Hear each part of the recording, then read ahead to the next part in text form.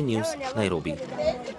Now, the Rwandan businessman alleged to have been the main financier of the genocide in 1994 that led to the slaughter of 800,000 Tutsis and moderate Hutus has appeared before a public prosecutor in Paris. Félicien Kabuga, who is 84, arrived at the court under heavy police protection.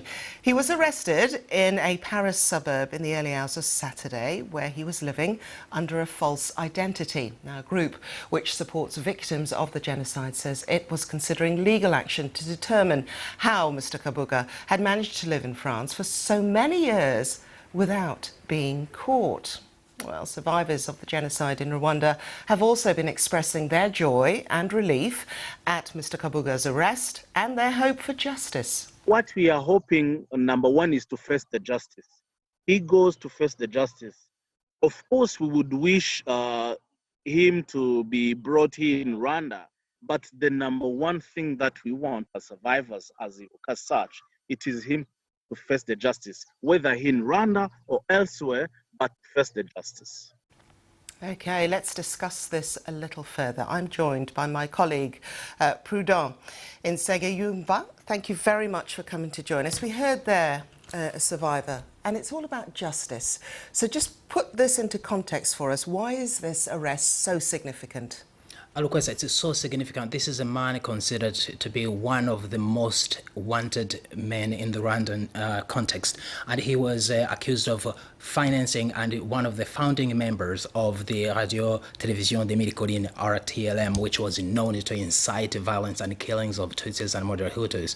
So he's been on the run for about 26 years. The US put a $5 million bounty on his head to be captured, but no one knew where he was living, or if they did, he was not captured. So it's a very huge deal for people in Rwanda, but also for the authorities in Rwanda who've been wanting for him to be captured. Yeah, and what sort of reaction has there been from people on the ground and authorities in the country, in Rwanda? As that clip indicated, it's been relief because, he is 85 years old now, and he's accused of very serious crimes, and many people in Rwanda, especially genocide survivors, were starting to fear that he might be dead without being arraigned in front of a courtroom to be tried for the charges that he's accused of. So the fact that he's been captured, it's been a relief, and the genocide survivors are actually very happy, and the authorities as well. The Minister of Justice has welcomed this capture, the UN has welcomed the capture,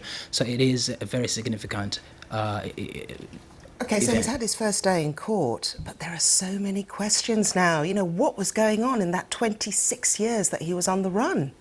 The capture is one thing, actually, but what follows, we don't know the details of what happened and what led to his capture. But, as you say, there are so many questions that are unanswered. How did he get to France? How long has he been living there? Who knew what, and why did they not report him? Especially that he was under the international arrest warrant. So did France know why, how he got to be in the place that he was captured from? And those questions are not answered, and we don't know the answer. So we are going to wait until... And one more, just very quickly, Prudent. You know, we're talking about France, we're talking about another countries, Kenya, but there were so many countries involved, weren't there? There were so many. In fact, he was also thought to be living in the UK as well, or Germany. So it's very hard to trace where he's been. Well, I guess we will know probably now that the process of trying him has started. We will find out all that information. But for now, it's been just rumors. I mean, he was thought to be in Kenya for so many years, and now he's been captured in France. No one knows how he got there. But also, at some point, he was thought to be in the UK and Germany. Okay, Prudent, thank you very much for that. Thank you.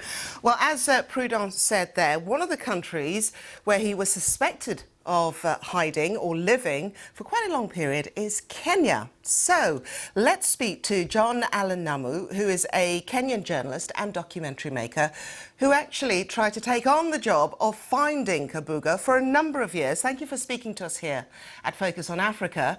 First off, you're Kenyan. Why did this interest you so much? Why did you want to find him?